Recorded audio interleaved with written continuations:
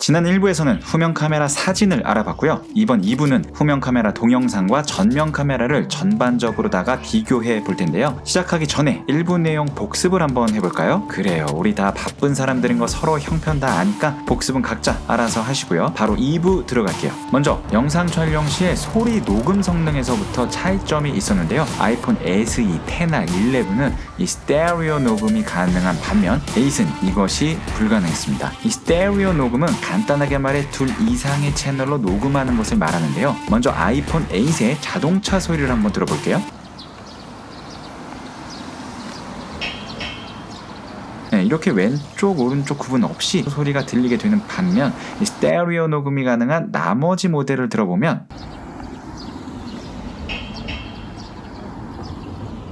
그렇죠.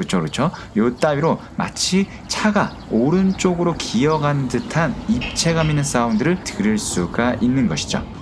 나는 무슨 차인지 모르겠어 하시는 분들은 이어폰을 꽂고 한번 들어보시고요. 그래도 모르겠어 하시는 분들은 귓방맹이로 귓구녕을 살살 후벼 파보시는 걸 추천드릴게요. 자, 1부에서와 마찬가지로 선능과 정능으로 기어가서 영상을 찍었는데요. 이 귀한 주말에 가족 또는 연인과 함께 가는 이곳을 저는 혼자 가려니까 뭔가 초라한 찐따처럼 보일 것 같아서 약간 걱정이를 조금 했거든요. 근데 카메라의 삼각대에 휴대폰 4대를 주렁주렁 들고 다니니까 의외로 제가 약간 조금 전문적인 찐따처럼 보였나봐요.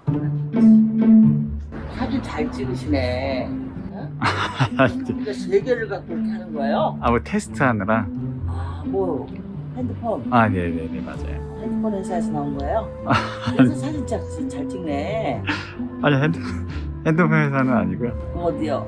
이건 취미 삼아 하는 거예요. 취미. 네. 취미. 하나, 둘, 셋. 아무튼 이 그늘진 선정능 숲속에서 동영상을 얼마나 밝게 표현하는지 비교해 봤는데요. 아이폰 8만 밝기가 비교적 어두운 것을 확인할 수가 있었습니다.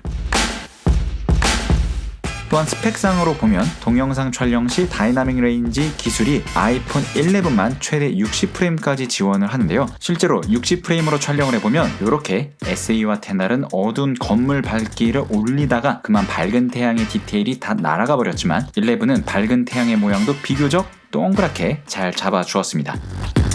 그러면 30프레임으로 촬영하면 어떨까요? 아이폰 8으로 찍은 이 파란 하늘은 아주 그냥 깨끗하게 맑게 자신있게 허옇게 날아가 버린 것을 알 수가 있습니다. 이는 동영상 다이나믹 레인지 기술을 아예 지원하지 않기 때문인데요. 이 하늘뿐 아니라 나뭇잎과 건물의 색감마저 SE와 10R이 월등하게 좋은 것을 볼 수 있습니다. 10R과 SE를 서로 비교해보면 10R보다 저렴이인 SE가 디테일이 잘 살아난 것을 볼 수가 있습니다.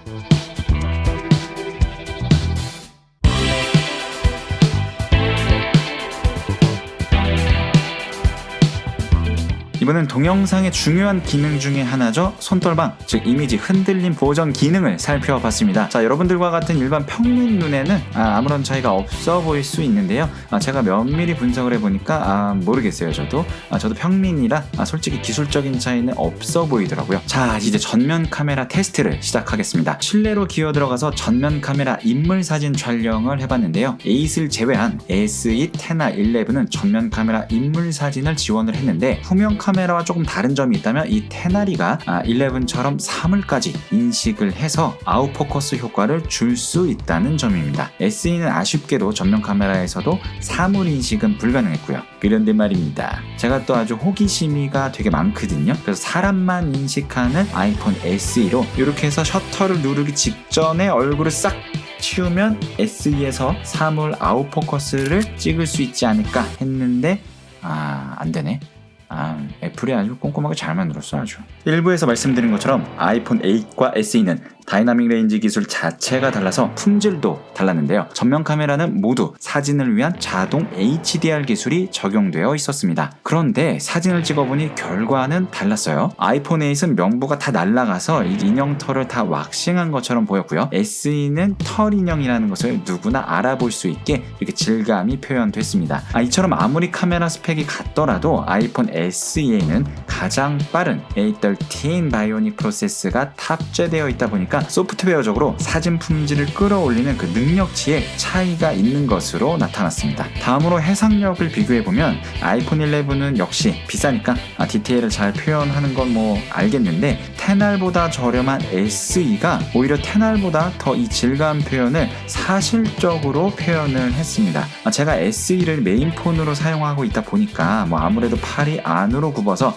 SE가 더 좋아 보이는 건 아닐까 싶었는데 사실 저는 팔이 바깥으로 굽기는 해요. 제가 이렇게 굉장히 객관적인 사람이라서 몇 번 더 전면 카메라 사진 테스트를 했는데 역시나 품질은 SE가 10R보다 뛰어난 것을 알 수가 있었습니다.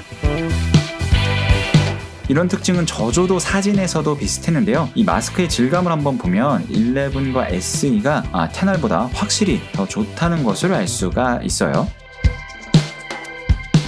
하지만 안부의 이 노이즈는 SE가 가장 많아 보이는 단점이 있었고요. 의외로 8은 노이즈의 입자의 거친 정도는 가장 작았어요. 하지만 이 뭉개지는 현상이 나타나면서 그물망이 제대로 안 보이는 단점이 있었습니다. 이제 전면 카메라의 동영상을 살펴볼 텐데요. 일단 스펙 차이가 조금 났습니다. 아이폰 11만 4K 60프레임까지 지원을 해서 테스트는 1080p 해상도의 30프레임/세크로 찍었는데요. 밝은 곳과 어두운 부분의 표현 범위인 다이나믹 레인지는 11과 10R이 SE와 8보다 더 좋아서 이렇게 디테일들을 훨씬 더 잘 잡아냈습니다. 자, 손떨방 기능은 아이폰 8에만 시네마틱 흔들림 보정 기능이 빠져 있어서 저 뒤에 기와를 보면 아주 그냥 지진난 것처럼 강력하게 흔들리는 것을 볼 수가 있습니다.